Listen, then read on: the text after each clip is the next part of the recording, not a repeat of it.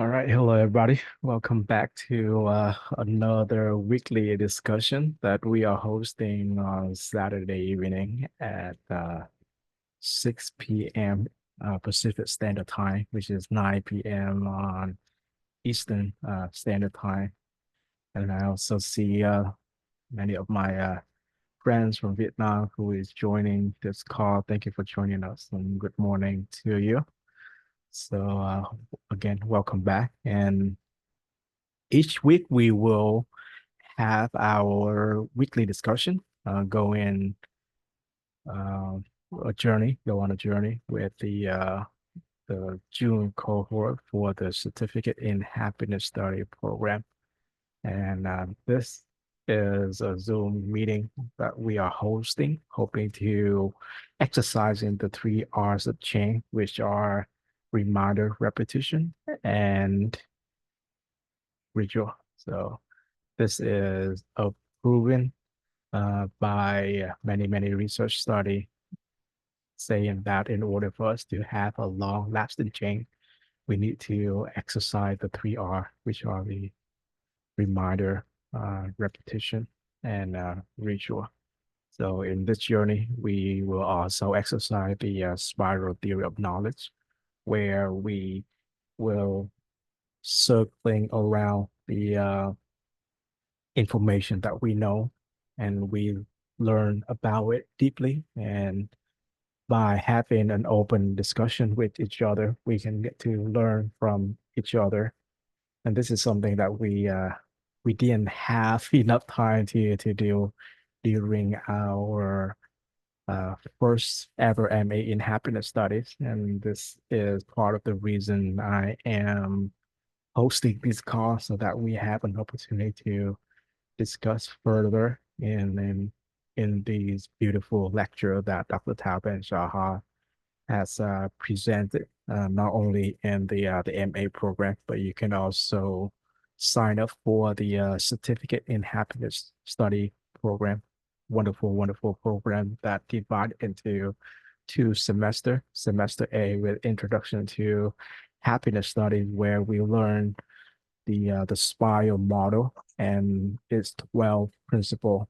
And thanks to the spiral model, we have a better understanding of what happiness is. In happiness study, we define happiness as whole being. And just a quick review before we dive into the very first spiritual principle. The spiral model is consistent of five elements: the spiritual well-being, physical well-being, intellectual well-being, relational well-being, and emotional well-being. When we elevating all five of those elements, there is a hidden sixth element, which is whole being. So in the previous 2 weeks, we learned the first two principles of whole being. So moving on to the fourth week, today we are going to discuss the first spiritual principle, stating that a purposeful life is a spiritual life. And this is very exciting. And each of the element of the spiral model, we will have two principles to help remind us on the importance of cultivating each of the elements. So today is the very first principle out of the spiral model beside the whole being principle. So very exciting. And the way that we are setting up this meeting is that pretty much I am just sharing with you my IMs, something that I find interesting, actionable, and meaningful in Tao's lecture.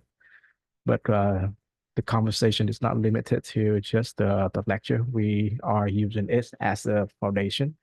But of course, you can always discuss the books and the external content video lecture that are shared in the program. I would love to hear that perspective as well.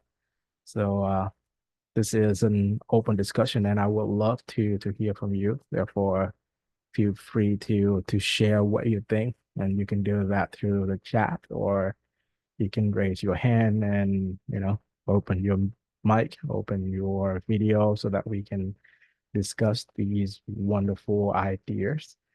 And I know Saturday evening can be a busy night for many, many of us, but at the same time, it is the time where I can host this Zoom, and hopefully we will have a wonderful, wonderful discussion. And thank you so much for joining us. Hello, Jasmine, and hello, Rosario. Thanks for joining us, and many, many of my friends in the car right now. All right.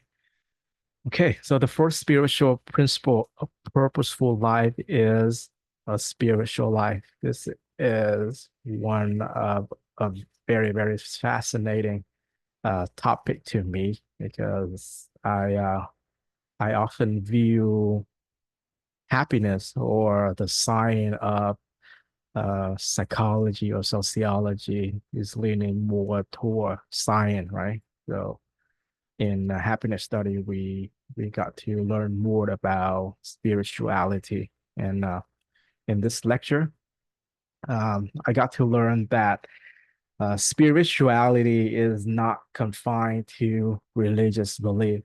It is about finding significance and purpose in life. And this is very, very beautiful. It's also stated that a purposeful life is inherently a spiritual life, irrespective of religious context. And this is so, so important, right? Because in the past, I thought I had to be a part of a church, or practice certain type of religions to be spiritual. And I always thought that I was not spiritual at all until I took this program, and my fellow journeyers, my MA classmates, tell me how spiritual I am. and and that really opened many, many doors to new perspective. And I really, really love that. And starting the 4.1 with the title Nietzsche is Dead is a very, very strong, strong title. But luckily, when I was in college, I majored in psychology. Yeah, psychology, and then later on, I switched it to philosophy, and I had the pleasure to learn about Nietzsche's works. So, what does Tao mean by naming the 4.1 lecture as Nietzsche is Dead? Right. So Nietzsche is a philosopher who is famous by one of his works called God is Dead. And what Nietzsche was saying is that he argued that the Enlightenment and the scientific progress that we have made led to the erosion of the idea of God as a moral and existential foundation, right? And because of this, it challenges humanity to find new value and meaning in the world without the absolute framework provided by religions previously. And Nietzsche's statement is not a literally death, but a metaphor for a profound shift in culture and philosophical paradigm. And this is extremely, extremely important, because in the past, prior to the progress that we made, people tend to have a more spiritual life. But as we lean in more toward material, we seem to lose many of the purpose that the older generation used to have. So from Nietzsche perspective, God is dead is reflect the shift from religions to secular life, and subsequent search for a new source of meaning. And this brought up the arguments of the Western point of view and the Eastern point of view, because the Western point of view tend to focus more toward the outer world, where we search for value for material, and many Western countries focus on how to do well financially, and there was a belief that if we can just increase the income of our residents, of our people, then they will be happier because they will live a more fulfilling life in the material sense. But what happened is that after 30, 40 years of improving the economy, and we see the increase in average income in every single household, even right here in the US, we realized that the level of happiness did not increase.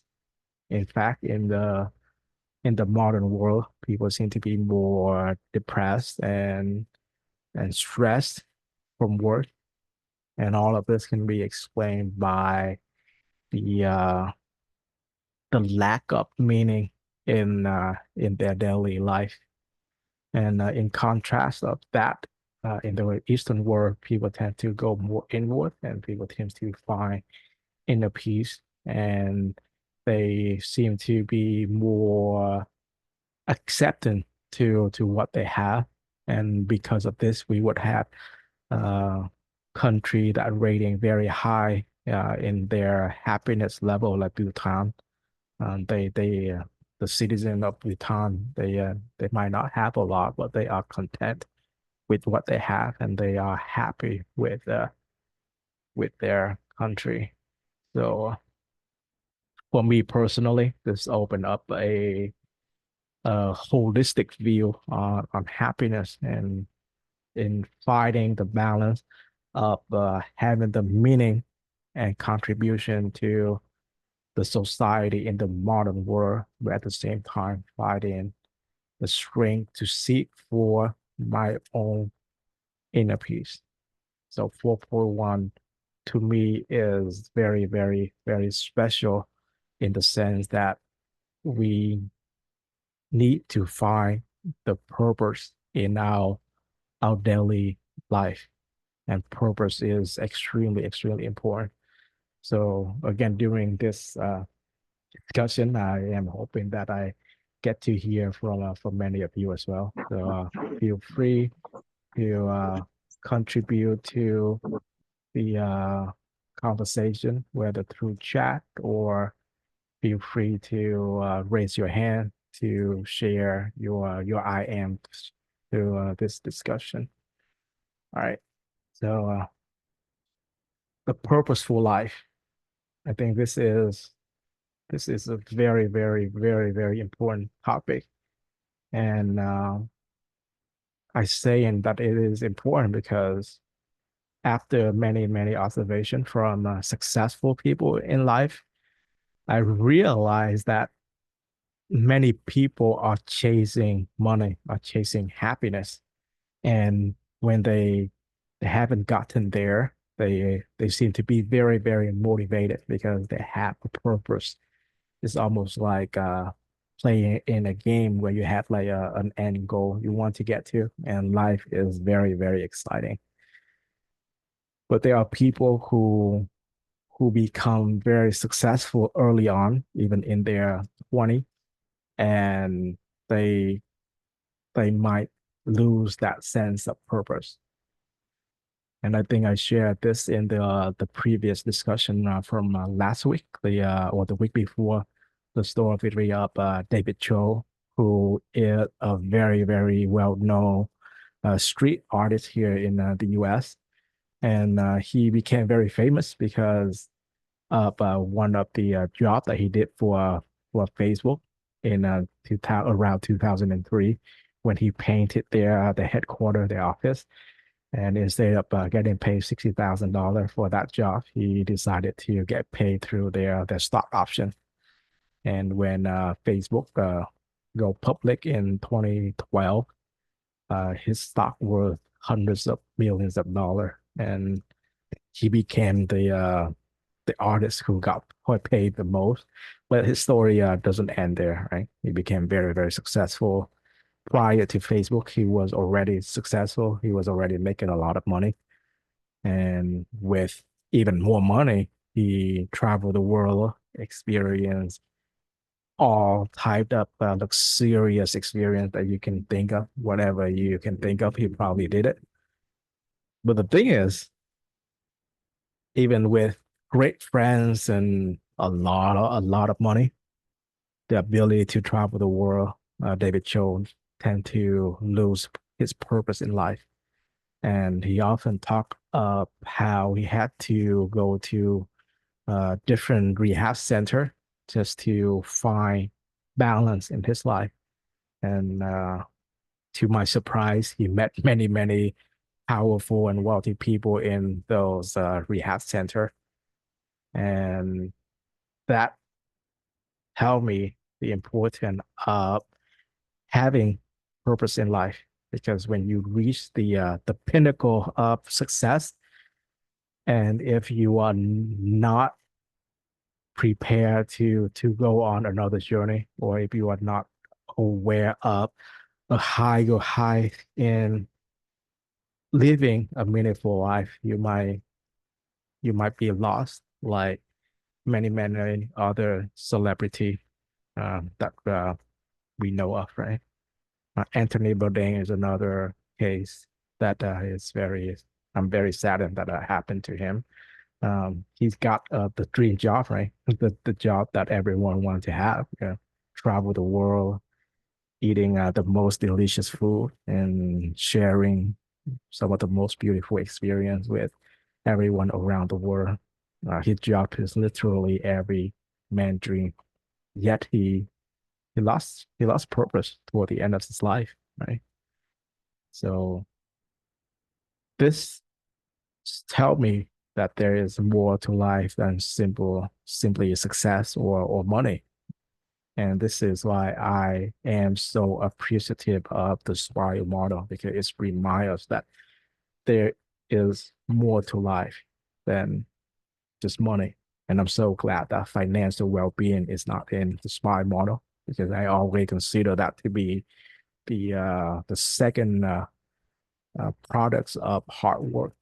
And knowing the spiral model, I know that I can work on my spiritual well-being. I can work on my physical well-being. I can work on my intellectual well-being. I can work on my relational well-being, and I can also work on my emotional well-being. There are different areas that we can work on, and there are many other purpose that we can find beside our job. Because most people, especially people in Hollywood, right, they would say that what you do is who you are, and they live with that identity. But for us, we realize that, and it is important for us to realize that there is more to life than just what we do in a daily basic. And that is what I got out of 4.1.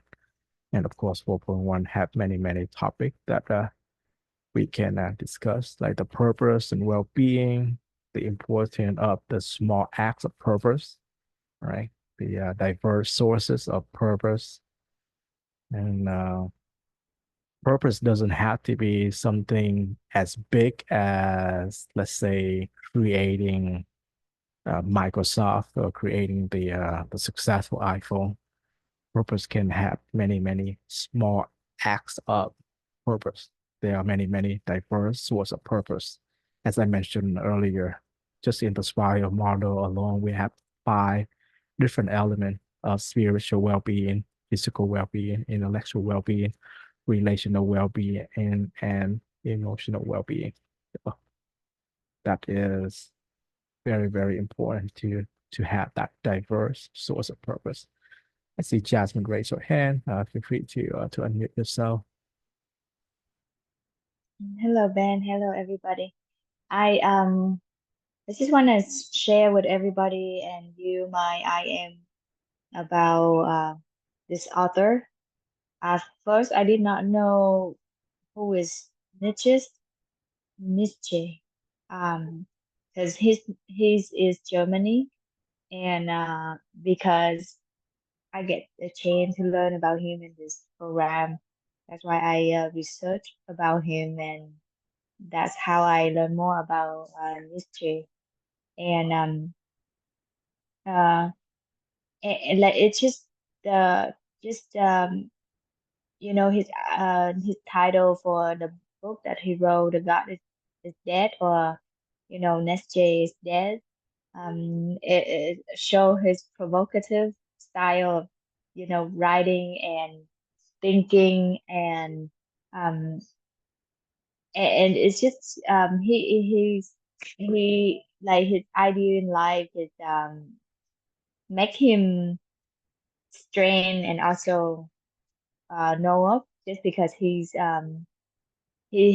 doesn't afraid he isn't afraid to speak up his mind, and therefore um it's kind of like a spark in his generation, and also until this day not everybody get that kind of like provocative, like that comfortable when they talk about religions or the new word or God in like it's God himself or herself.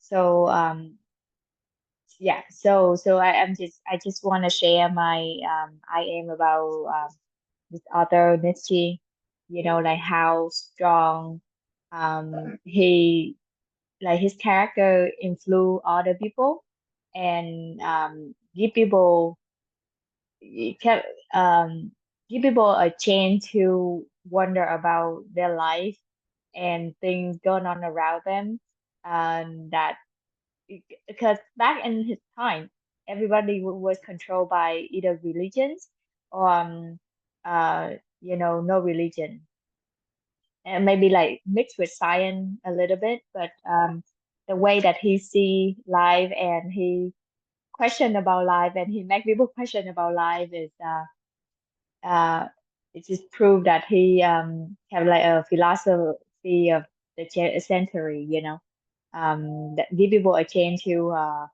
like speak their mind, or give people a chance to just think outside the box. Until this day, he still influence other people to think outside the box, just because of how like the way he think and he see the world. Yeah, that's my I am. Just give people a chance to, think outside the box. Thank you. Mm. Thanks, Jasmine. I appreciate that. And your comment brought back a lot of memories when it comes to philosophy. And definitely highlight the important work of Friedrich Nietzsche, who was a much German, and he he is famous for his work or his ideas of atheism, where people don't believe in God. So his work, God is Dead, is very provocative and especially can be very dangerous at around that time because he was born in 1844, almost 200 years ago, when Christianity was very strong, and the develop of science, and the immersion of the new world. Um, Nietzsche argued that it is leading to the death of Christianity, but obviously, as we can see, Christianity is still very strong today. So there are different perspectives, but the idea that Nietzsche introduced is very important in the sense that if we lose our purpose spiritually or religiously, we need a new form of purpose. And those who have great understanding of purpose can lead them to a higher level of happiness. And this is something that I realized recently as well. Because just think about it, right? Even though we in the Western world we focus on how to do well materially, like making more money, buying a bigger house, buying a newer car, even a smaller purpose such that we can still find a pathway to a bigger meaning, a newer meaning. And I don't know if anyone have asked themselves this question in the past, but me personally, I asked this particular question very often. My curiosity is that like, have you ever wondered like why is it that millionaire, even billionaire, they seem to be wanting to get richer, even wealthier, and that's puzzled me because all of us we only have 24 hours a day, and we can only eat so much, right? And we definitely don't need a bigger house, like a really large house or a big mansion. We don't really need a lot of cars. Yet when I making my observation to the life of the wealthy, I can see that they live in houses, large mansion with 20 some room, and then they would have a collection of car. And I asked myself, like, what for, right? They can't really enjoy all of that. They have it just to have it. And then I realized that that was their purpose of living. If they don't do that, then what can they do, right? And losing purpose in life can be very dangerous, like the case of Anthony Bourdain.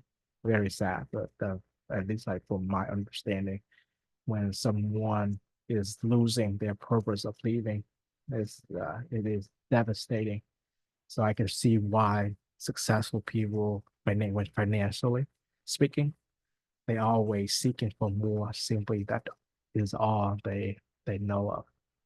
But then um, when they are going on their journey of finding purpose, I think they find bigger purpose, and this is part of the reason Elon Musk is one of my idol, one of my favorite people of all time, because he not only he is successful, but he is very adventurous. He created many wonderful company, and he willing to invest and work really hard to better the future of humanity. So wonderful.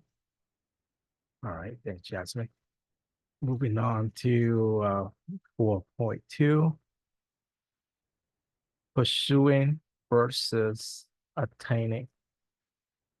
This is very important and dear topic to me as well. And today, I would love to hear from you because this is a discussion. But if for some reason we don't get a lot of input, then we can also revisit previous week's material. Because in the past 2 weeks we had like a really good discussion, and we barely finished the second part of the lecture.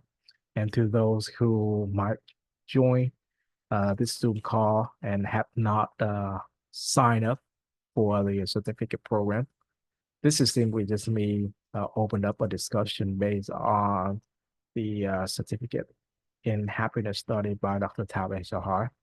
Once you register to the program, you can watch his wonderful lectures, and there are many exercise and practices to help us understand the science of happiness in a much deeper level. So this is simply just a discussion, and but at the same time, I hope that you can find a lot of value from this discussion. And hello. All right, pursuing versus attaining. This is very powerful, and it is extremely important to understand the idea as well as the meaning of pursuing versus attaining, right? So first topic that I want to discuss is the importance of higher purpose, because the real fulfillment and happiness come from having a higher purpose or calling in life, because without it, achieving true success and happiness is unlikely, right? We have got to have a higher purpose in life. Just as I mentioned earlier, we all have 24 hours a day. There's only so much that we can eat. There's so much that we can spend money on that benefit us directly. So with a higher purpose, at least from my point of view, it is not just about ourselves. It is also about our family and loved one. And when we zoom out, it is also about our community, about our country, about humanity itself. So I feel like elevating the understanding as well as leading up a path to happiness, hoping this is a global project. And to me, this is my personal higher purpose. But everyone is different, right? In the case of Elon Musk, his higher purpose might be building a successful electric cars company like Tesla or starting space exploration like SpaceX.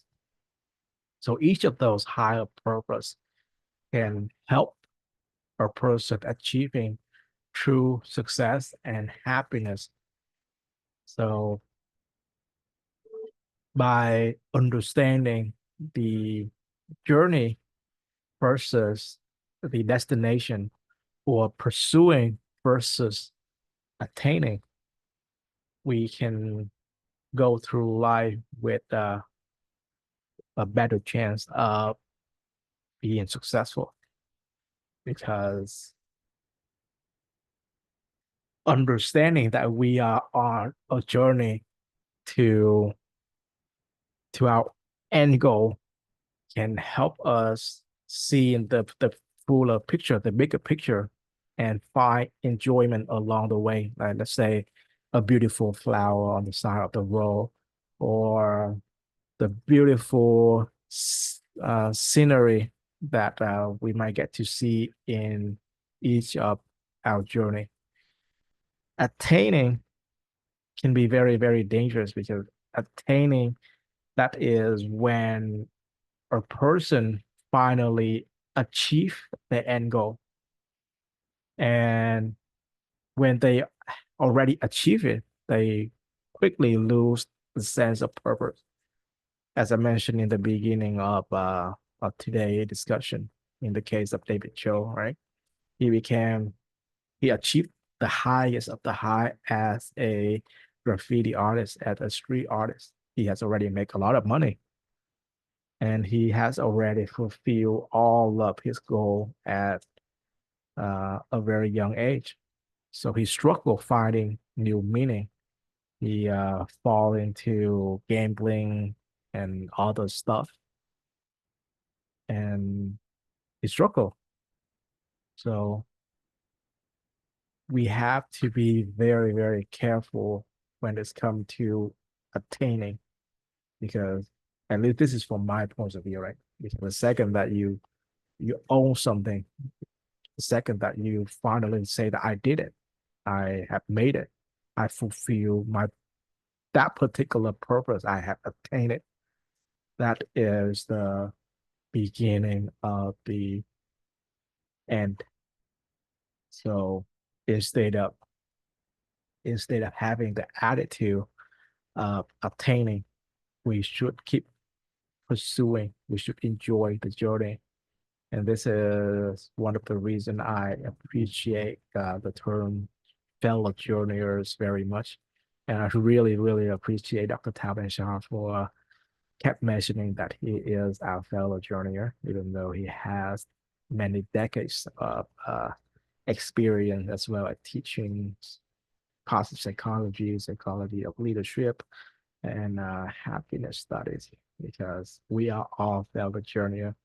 We are all in this together. We are all on this journey toward happiness, and uh, and that is really, really eye-opening. And I see, and I'll say that in the chat that it is true. I see many examples around after attaining their life, they become worse for a while.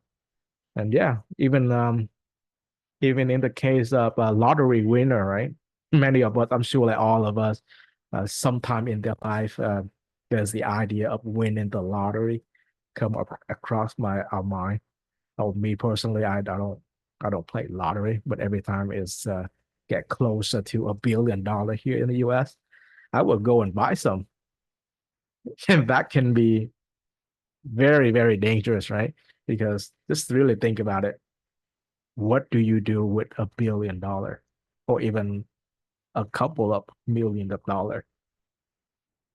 Successful people like Mike Tyson tell his follower that if you don't work on yourself and somehow you get a lot of money, your life will be ruined. You will distance yourself from your family and loved one. You will make a lot of bad decisions. Things will fall apart. And that is very true because the majority of lottery winner they ended up their life ended up worsened compared to before they won the lottery. And in fact, in happiness studies, later on you will learn a research uh, on lottery winner and their happiness level. And the researcher realized that the uh, the level of happiness was spiked up the moment the winner of the lottery realized that they have won the lottery. But a couple of days after that, they everything seemed to fall back to normal. They no longer feel the excitement of winning. Instead, some of them go into the state of a stressful um, state, trying to figure out what they was going to do with that money. And then their family and loved one, everyone want a piece of it. And then a lot of financial planner would try to get in touch with them, and this can be very overwhelming. So having purpose and work on ourselves to be able to deal with situations like that is extremely, extremely important. So um, there has to be a balance. Something that I want to mention.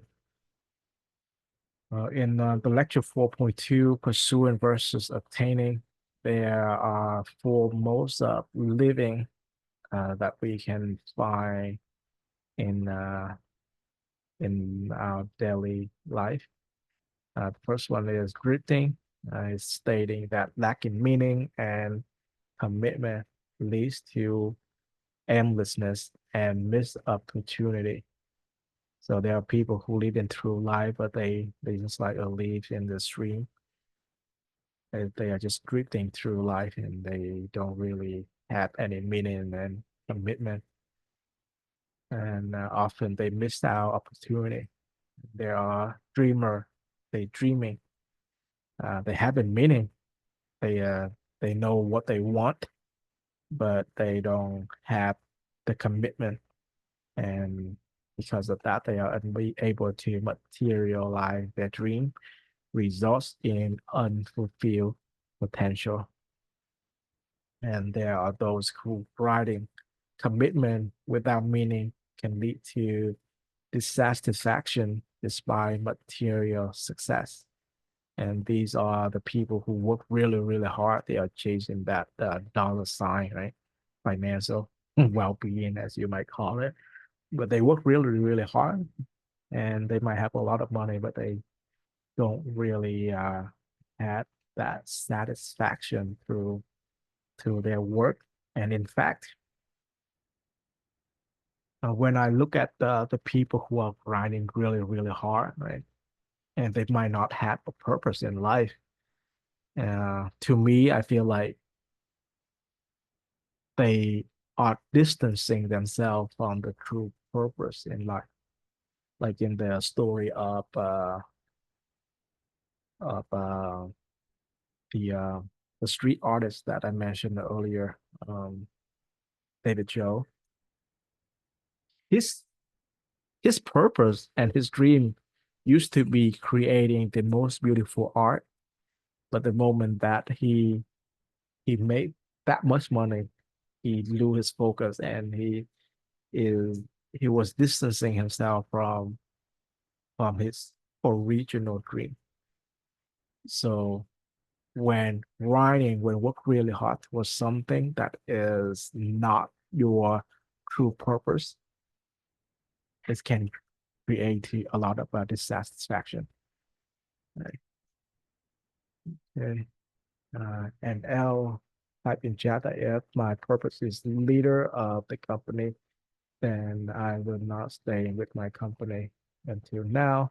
My purpose is unlock the full potential of people to help them to become a better version of themselves. With this lesson, I understand why I can stay with my company for more than 20 years. Yep, absolutely right. And if we really think about it, it is all about human connection. Actually, I should have said it is all about because relational well-being is only one of the 5 elements. But understanding the impact of each of the people who come into our life, we see the importance of relational well-being. And I absolutely agree with you. When we get to the relational part, we not only discuss more to this, but relational well-being, a huge element in living this life. All right. So the last but not least, the fourth mode of living is purposeful living. And this is the combination between meaning and commitment, result in a fulfilling and purposeful life. And I would like to use the story of Elon Musk to really highlight this point of purposeful living, right? So I used to ask, like, why did billionaire want to be wealthier? And then I came across the case of Mr. Musk, and he already have a lot of money, but this guy was spend like 80 to 100 hours a week, right? He worked twice as hard as a full-time employee or employer, even though he has all the money in the world. So he is the living example of purposeful living, combining the meaning of life with commitment. And I think he is one of the successful people that actually laugh a lot, right? I follow many of his interview and podcasts, and this man laugh a lot despite the amount of stress that he has to deal with every day.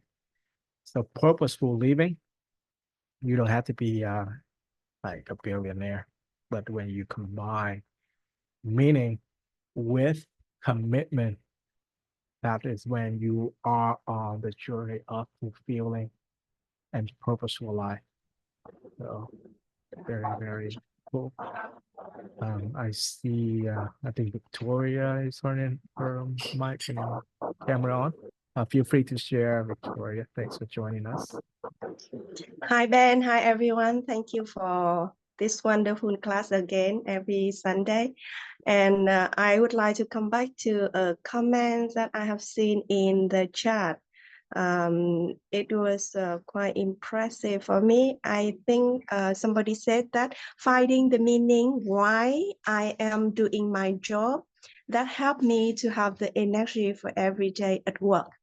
This comment, I feel I resort a lot with, because I think the problem with our life is finding meaning. Because if we are not able to find the meaning of life, the big meaning of life, then we haven't found our life purpose, right? And of course, in order to find the meaning of life, we need to find small meanings in our daily life, in what we do and what happening in our life. So basically, we need to have some thinking and contemplation about the why of what is going on in our life.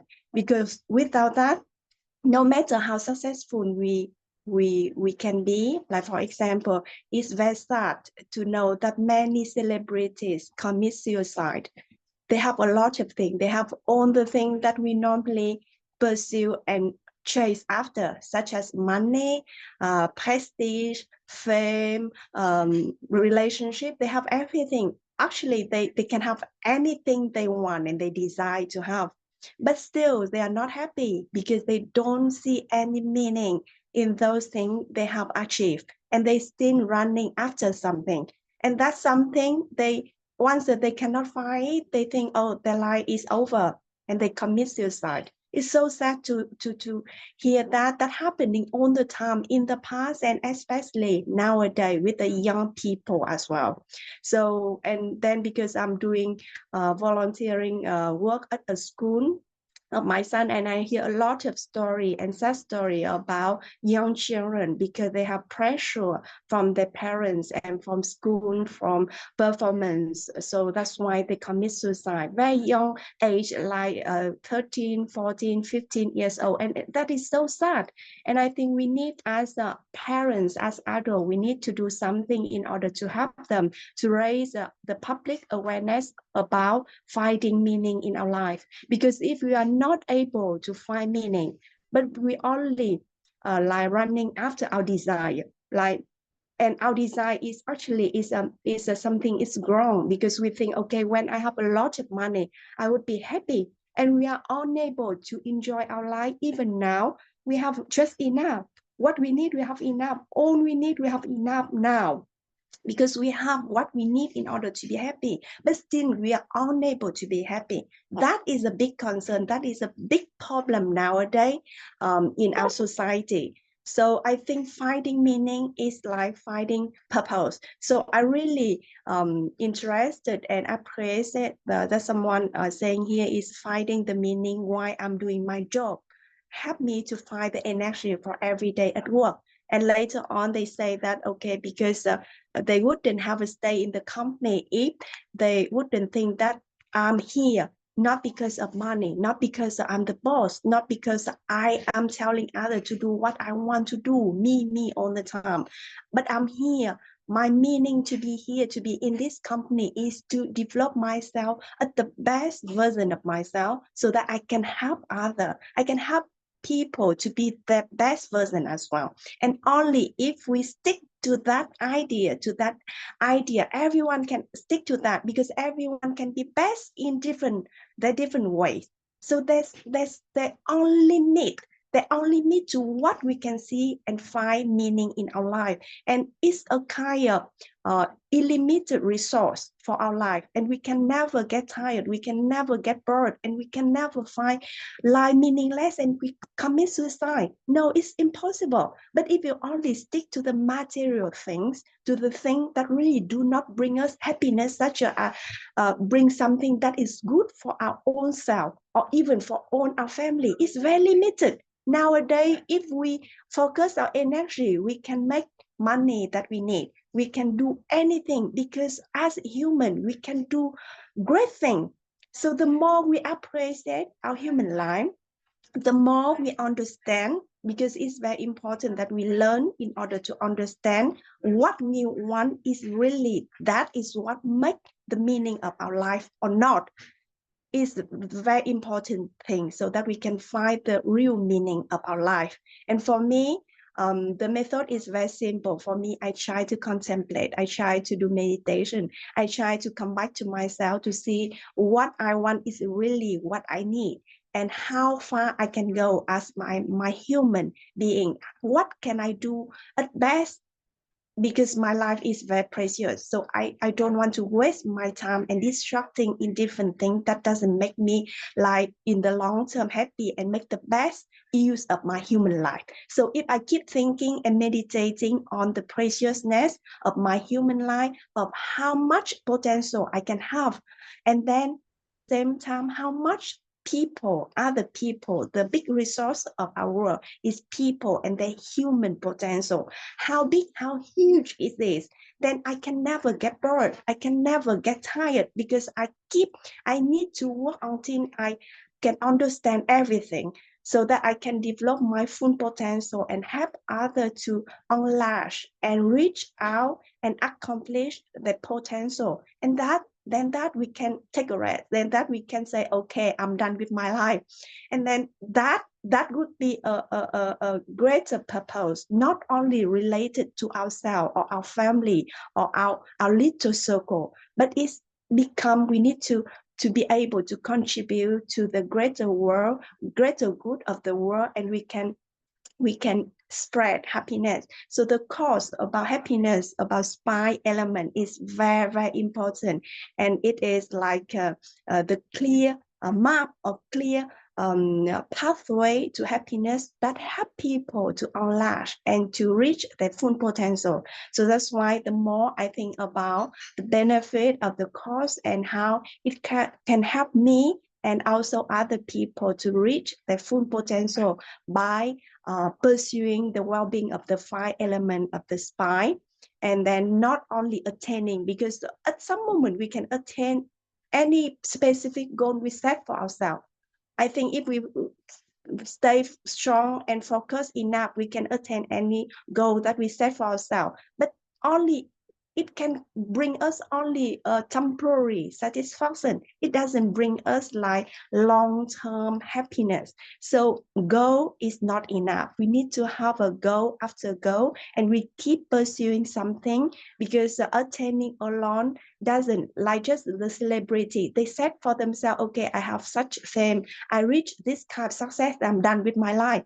And then they done. Once they get that, they done, they go, because no more for them. But if you stay and they think, okay, it's not enough, I'm not done yet, even I'm so successful, I'm so famous, but I want to help other people to become also as famous, as celebrity as me, then what would happen to their life? That would be another chapter of their life. So it's the same for us. Maybe every one of us have a small goal, and then we achieve that, but don't be satisfied with that. We keep going in setting our goal further and further and higher, so that we can reach our own potential and help others to reach that potential as well. So the second principle about pursuing and attaining is very important for me, because just like the sun, I really like the analogy that Tan put out in his teaching about the sun. Like every one of us aspire to become a sun because we want to shine the light, right? But the thing is, the sun itself is too hot, is we cannot experience it. So we need to break it down into the SPY elements, so that we can pursue each of elements. So in some, we can reach to our whole, our oneness, because actually the meaning of life is wholeness, is oneness. When we can achieve, when we can realize who we really are, why we are here, and what we need to be done in our life, then we can achieve our wholeness. And at the end of our life, we can have that experience, and I think we can take a rest. Thank you, Ben. Thank you, everyone. Beautiful. And that is a lot of wisdom that you are sharing, Victoria. And you brought up the point that I like a lot, and I would like to interact with you on this, because you pointed out that successful people who go and after material wealth, they tend to be distracting themselves from true happiness. And you mentioned suicidal thought when people acquire their purpose, like fulfill their purpose. But you also brought up the example of younger teenager who had the same problem. And I can see the two examples that you gave has a lot to do with the topic of 4.2, pursuing and versus attaining, right? So for those who have already attained their purpose in life, they already reached their goal, they lose their purpose. And there are those people like a teenager who have to deal with the difficulty of fulfilling their parent wishes, for example, of getting into a good school or doing well in life. So in that way, from my opinion, both examples, they have lost their purpose. And that is very dangerous, as what you said, how people committed suicide. It's pretty dark, but it's the truth. So we kind of have to discuss that. But why do you think younger teenager would losing their purpose? Why did they stop pursuing their goal? And maybe it's not their goal and to begin with, and maybe it's their parent wishes for them to go and after that. So I see the dangerous of the attaining mindset, and I also see the dangerous of stop pursuing our goal, our purpose. So do you have any thought on how to keep that fire going? How can we help a younger teenager pursuing their goal, their dream, and not giving up on it?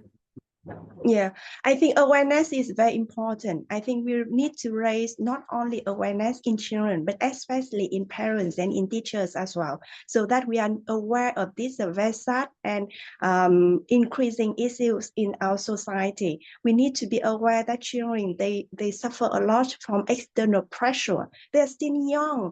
And nowadays we think, okay, you need to perform, and then media and everything say, okay, this is need to be, if you want, your life is like this, your life is like that. And then we impose on our children our own views, our own life purpose on them. But everyone, as I mentioned, of course, maybe we have the same direction toward the ultimate happiness, but everyone have different goal, have a different stage for growth and development. So we need to respect everyone's own pace. We cannot force anyone to become the best of themselves. Only them who decide to be the best of themselves, and in which way. That is very important. So that's why it comes from the respect and compassion as well. I think compassion and has a lot to do here, because we understand everyone is struggling internally. Everyone, not no one. I don't see anyone who doesn't struggle. Myself, I struggle. I see my husband struggle. I see my son. I see my mom, even she getting old. My sister who's running a business. Everyone is struggling. My teacher, I can still see him struggling. Even I think he has achieved a lot of like high level of spiritual attainment. But still, I still, because we are still human. Come on, we need to give ourselves permission to be humans, and we need to slow down and then take a rest and relax, not to be like highly competitive. I think most of the thing we have, we are like compete to each other, and we think, okay, they have that, and I need to have a better than that. No, it's not success. It's not fulfillment. When we feel fulfilled, we can be peaceful. We know where we're heading to, and we know what we are doing, and because we find the meaning already. So that's why I think education about awareness about where we are at now is very important. And don't put pressure, and don't put too much expectation. Then okay, you need to have this, you need to have that, so that I can love you. No, we have to love them unconditionally. As a parent, we need to understand. We need to be clear. For me, like for example, my son turns 13. I am think that nothing is more difficult, more challenging than being a parent for me. I think like after 13 years of being a mom, I still found fascinating to be a parent, and I learned a lot from that.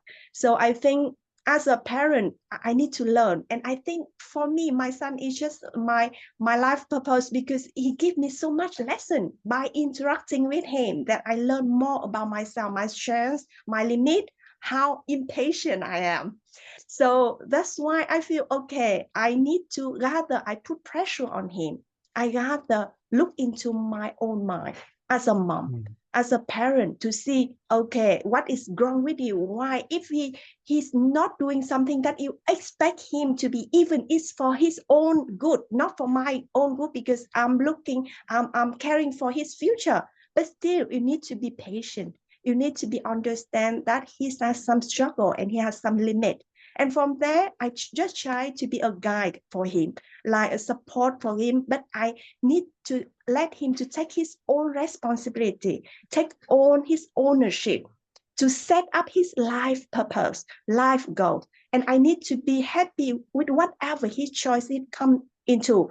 My goal is only I play the devil advocate, like I ask him difficult questions to make sure that he's strong. He has the found the why for his choice. That is what I can do. And I think come back to bottom line is only understanding, love, compassion, and wisdom is necessary, and it can solve all problems, all human problems, but not like a prestige or fame or wealth or whatever. Because a lot of children coming from very humble, very underprivileged environment, but how come they make a huge success later on in life?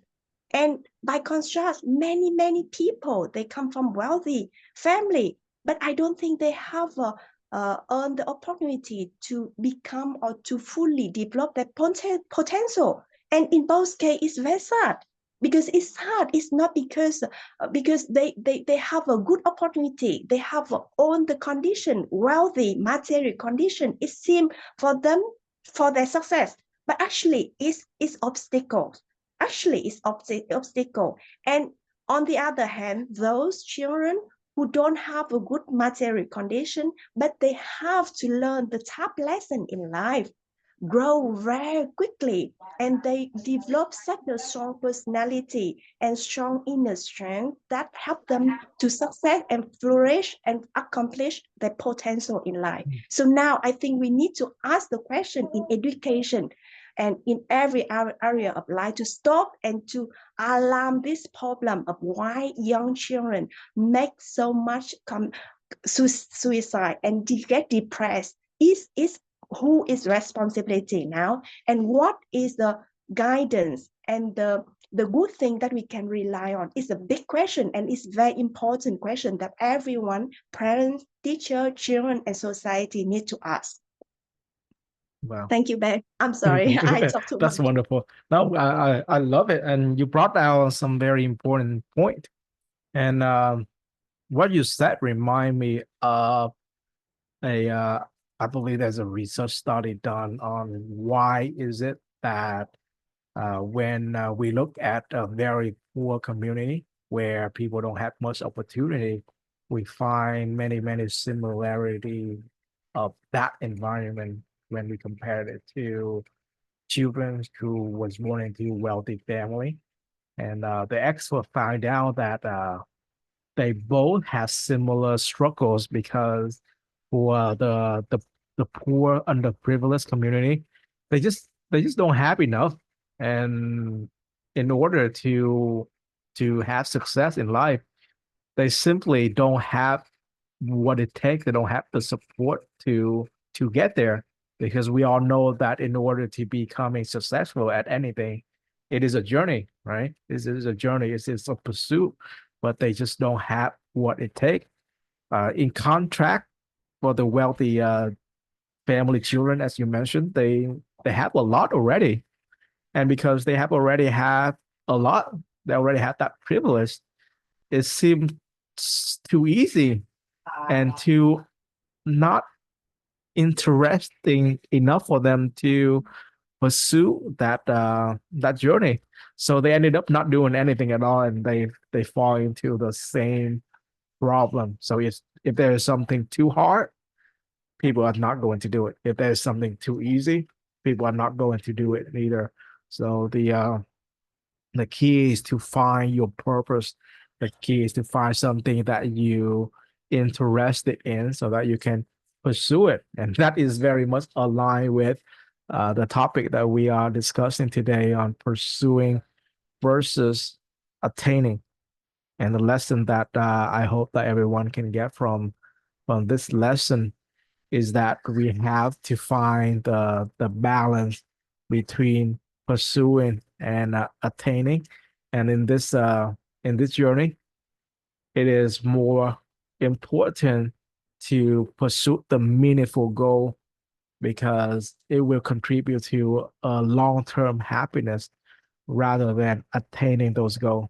So pursuit over attainment We want to focus on the word pursuing rather than attaining.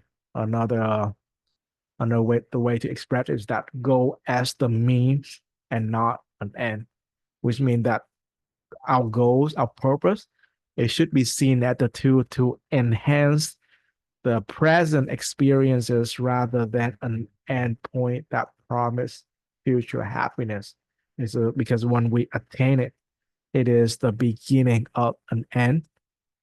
Pursuing, on the other hand, it is the beginning to something great, to something beautiful. And true happiness lie in the process of striving toward meaningful goal, not just in reaching them. So I appreciate this lesson very, very much, and it is absolutely powerful. We can save many, many lives, and I'm so glad that we are having this conversation. And thanks, Victoria, for sharing your thought and idea. I can see a lot of passion when you share, and thank you for being part of the movement. We do have about 24, 25 minutes, so I would like to move to the next topic, because this is important as well. So I see Jasmine raised her hand, so feel free to share before we move forward. I just want to make a quick comment that I did not remember I learned this information in the MA program, but thanks to Ben and other students who would like to learn, that's why I have this opportunity to relearn what we learn. And I believe that I understand this material better today than ever, just because now I get a chance to like go deeper, spiral up. Like the more I learn, the more I understand this conversation better. And after today, I would remember this topic, pursuing and attaining. And also, I will remember the four model of living as well. This is really important. Um, and no wonder, all of the MA student who had learned about this experience or this topic, somehow we were like, oh, how come we feel happier after we graduate? It's because we have learned all of this material without knowing that we got it all. We like condense it and like we infuse it into like powerful knowledge. And even if we don't know what we learn or we don't remember, but we feel like we fill up with like uh, good information, and therefore we become a better version of ourselves without knowing why. Now I understand. Thank you. Oh, thank you, Jasmine. And of course, this is very, very powerful information, because we just discussed the pitfalls of celebrity, right? Extremely highly successful people in the world who fell into these pitfalls of material attainment. They lose their purpose, and many of them, they didn't have any other path to go forward, unfortunately. So we might not have the wealth that they are having when it's come to the material wealth, but we have this understanding, and we hold the key. We have the formula to pursue a purposeful life, the pursuit of happiness, as it is written in I forgot, in like American, I forgot the word for it, but I'm from Vietnam, so there's happiness, the pursuit of happiness, and the ability to pursue happiness as well is very, very important. So powerful stuff, and I think you will like it even more in 4.3, because in 4.3, the title is Your Calling. Powerful, and I love this topic so much, because your calling is something very, very unique to yourself, and it bring out a lot of meaning and purpose. So what is your calling exactly. So if you was to look at the slides on work perception framework, you will see uh, three main points. That is a job, a career, and a calling. And this is a great way for us to differentiate between the three, right? Because when we make an observation of people around us and how they do their job, how they go to work and just do their daily 9 to 5, right?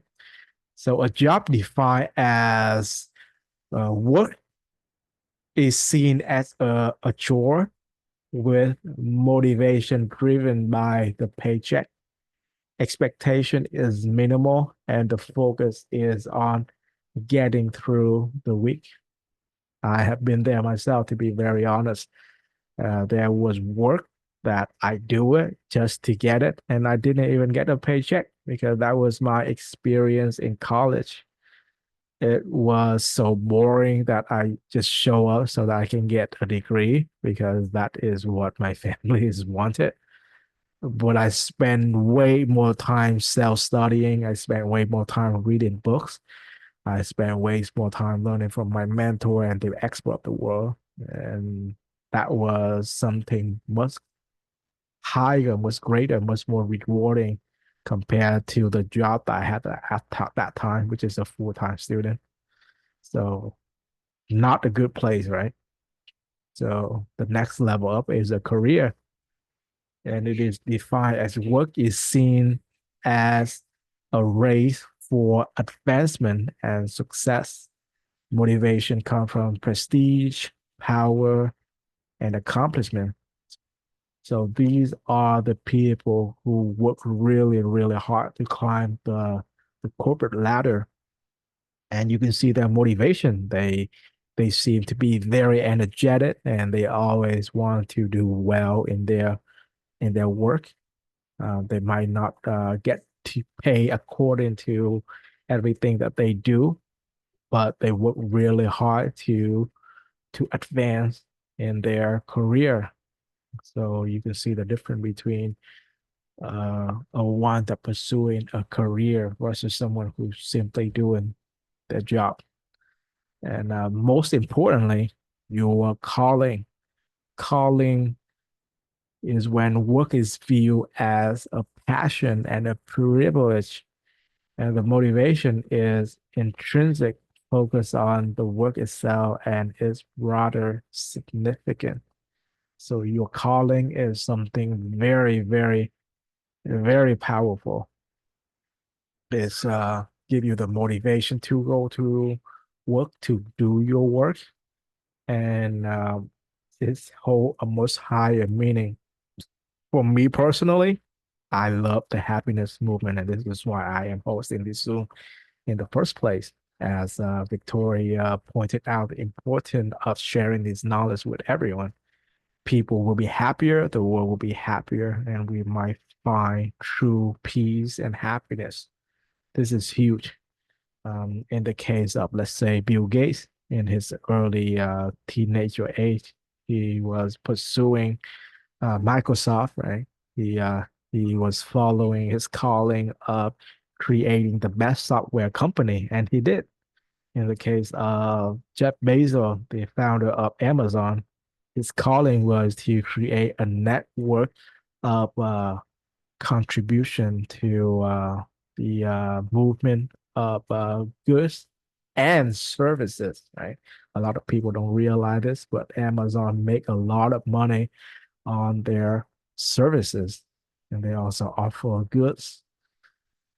So many, many examples that you can find when it's come to the calling of a person, and understanding the difference between the three can give you a much higher understanding of the purpose in life. And I love how it is called a calling and not just a destiny, because you can actually hear those calling. You know it. There is this inner voice that calling you to do a certain thing in life. And when you listen, you will hear it. And I just love this so much. And Tao give many great example when it's come to the perception differences of work of the framework. And if you have anything to share for this topic, I would love to hear from you as well. Is anybody here have your calling or have a experience listening to those calling? Feel free to share. I see Victoria open her mic as well. Thank you, Ben, but I really love to hear from other people as well, because normally I come here and I'm very happy to hear from you, Jasmine, and other people talking. But sometimes I very appreciate that NLI, because we are all Vietnamese here, so we could say hi or listen to something, because normally if you let me talk, then I can talk non-stop. So just a brief sharing about calling, because this one is a wonderful topic as well, and it's very helpful the way Tan share the different definition of what is a job, what is a career, and what is a calling. And as I previously mentioned, that nowadays not only adults but children, they also suffer from a lot of external pressure, like pressure. Why we need to find a job? Because your parents always say, okay, you need to be on your own, you need to be independent, and so on. So that, and then if, for example, I hear many parents, they say, my children, they want to become to be like, for example, a designer or a digital designer, but I think that job is not going to help them to earn a living. So that's why no, and what the children, they know that what the children like, but they don't support that, because they think from their own perspective it's not going to ensure or guarantee their children a good and a life that is safe from the financial or material perspective. So no, that is a job. That's why as a young people, we all have to start with doing small job which we don't like, but we know that we have to do it, because we need to do it in terms of having exchange for money. Or some people maybe not only for money, but they carry a job that they don't like for their whole life, because they want something in exchange, whether it's money or whether safety, or whether something that they think that they need in order to be happy. So that is a job. So we need to be very aware whether we are doing a job now. If we are doing a job now, we need to think, okay, maybe I need to develop my job into a career or a calling, because that is a higher purpose in our life. So career, again, is another pressure, but it's not like pressure specifically from other people, but from our ego, from the thing that, okay, I need to be successful. I need to want to see people to see me my success, like I am a well accomplished master in this domain, on that domain. So I want it, I need to achieve this kind of thing, like social status, so that I aim for my building up my career, or whether it's whatever career, whether political, whether artistic or scientific, or whatever it is. So it's career. But then there's another purpose which is higher than career, that is calling. And that is we should aim for, because that comes from inside, from who we really want to be, and why we are here, and what is our holy mission. And that is related with our higher self, which is something is our divinity, if we could say, our God.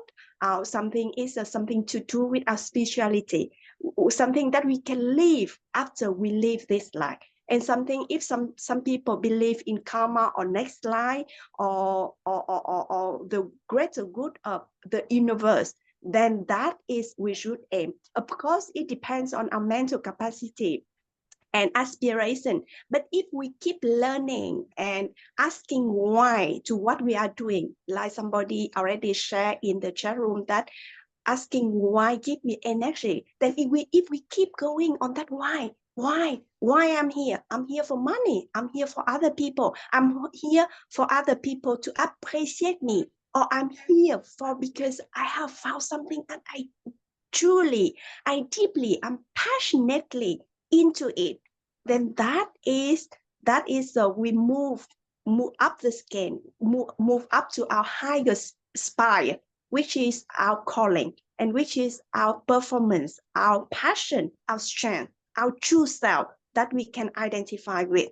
So this part of teaching is so clear, so important, and so useful in helping us to find our life purpose and to help us to move higher in our goal setting and our life purpose direction. And I hope that people is very clear, we all clear about the distinction between job, career, and calling, so that we have a clear vision for ourselves in order to set our life purpose. Because if we can do many things, but if we keep focusing on the thing that we are best, that nobody is can best, because only us, we have that unique in ourselves, then we find that, then we can achieve and accomplish our full potential, and we would be the best version of ourselves, the best, happiest person in the world. Yeah, that is the way I am thinking about this teaching. Thank you, Ben. Yes, thanks, Victoria. And I really love to hear from you, obviously. And thank you so much for your contribution to the discussion. And you take it to a very deep meaning of spiritual well-being, taking us beyond the perception of the working environment. And I love that. And I do want to bring it back down to earth a little bit, even though I share the same belief of Victoria, through the finding your calling, you can find a pathway to a higher purpose of life. But an average person, just like looking at happiness through the lens of the seven color of the rainbow, you can apply this principle and this idea to your everyday life as well. Because when you hear your calling, people who work with a purpose, they are more likely to be successful, and they will be happier. And I remember the story of the project of putting a man on the moon in 1969. And I believe the president at that time went to visit the facility, and he saw like a janitor, just a cleaning person, right?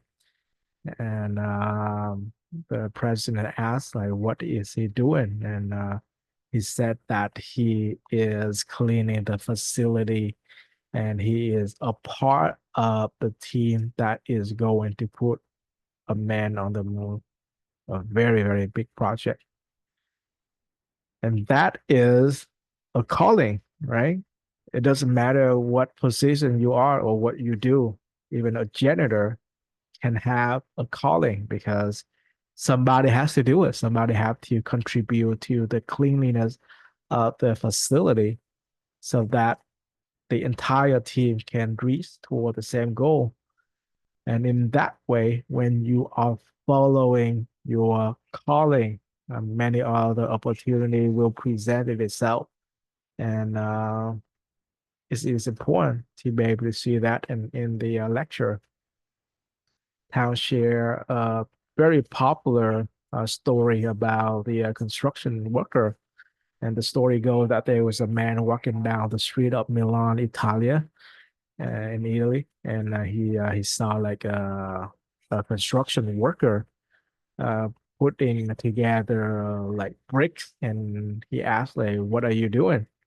And the worker said that I am just putting this lining the brick together. And the man walked a few more steps, and he see another construction builder, and he asked the same thing, "What are you doing?" And the construction worker said that I am building a wall. And then the man continued to walk, and he saw the third construction worker and asked, "What is he doing?" And he said that he is building his construction a cathedral where many people will come and worship. And that is a powerful story showing the different level of perception of work. because the very first construction worker, he viewed his job as simply just a job. He just do it to get paid. The second person sees more like a career where he is building something, he is building a wall, but he is unable to see beyond the purpose of what he is doing. But the third construction worker had a very clear image in his mind that he is not simply just putting brick together. He's not simply just building a wall, but he is a part of the team who constructing a cathedral, right? So there's different variable of perception of the same task. And to me, this is the beauty of the journey that we are going on right now, right? Even though I am opening this Zoom and I'm doing my thing, you simply joining this discussion and share your thought or just being here and appreciating this, how, he's doing his own thing, preparing his lecture. Everybody is doing different things, but together, from my point of view, from my belief, we are all like the third construction worker, where we see a very clear picture that we are building a cathedral. We are building something big, something very, very meaningful. And to me, that is the happiness revolution, where we are going to spread happiness, have help people finding the meaning in life.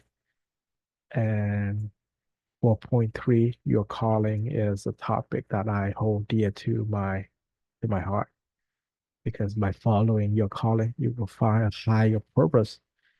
And not only that, you will be able to find fellow journeyer in this wonderful journey. And to that, I thank you so much for joining us and in this discussion. I would like to keep this discussion within 90 minutes. And I know that in the past 2 weeks we couldn't make it past the second slide, and today we get to 4.3. So that is wonderful. But I'm going to use the last 2 minutes to introduce 4.4. So for those who are not familiar with the structure of the lecture, each week Tao will break the lecture down into 4 parts. And at the very last part, we get to learn about one of the amazing teacher of the world, one of the great philosopher, great thinker of the world. And this week we got to learn about Viktor Frankl. And Viktor Frankl brought up many, many important idea. And this is so important that I'm going to use the last couple of minutes to mention his name and give appreciation to his idea of man searching for meaning, right? Finding purpose, finding meaning in life, and being in control of your own life is extremely important, because Viktor Frankl is one of the survivors from the German camp during the World War II. He made it out alive because he had a purpose in life, and he realized that those around him in that camp who believe, who have a purpose in life, they made it out alive despite the difficult situation that they was in, right? And for the end of 1.4, I believe Dr. Taban Shah always also share a very personal story of his grandma. Who was in similar situation of Viktor Frankl, but she had a very strong will to live, and she made it out alive as well. And thanks to that, we have Dr. Taban Shah and the Happiness Study Academy, where we get to learn these wonderful, wonderful material. So everything happened for a reason. A purposeful living is a purposeful life. And to that, I thank you so much for joining me on this journey, because remember that this is a journey, not a destination. Pursuit over attainment, and happiness is a goal as a mean, not the end. And I have been enjoying this journey. We barely started, and I hope you enjoy this journey as well. And to that, I thank you, and we will see each other next time. Thanks again and have a wonderful weekend. All right. Bye bye, everybody.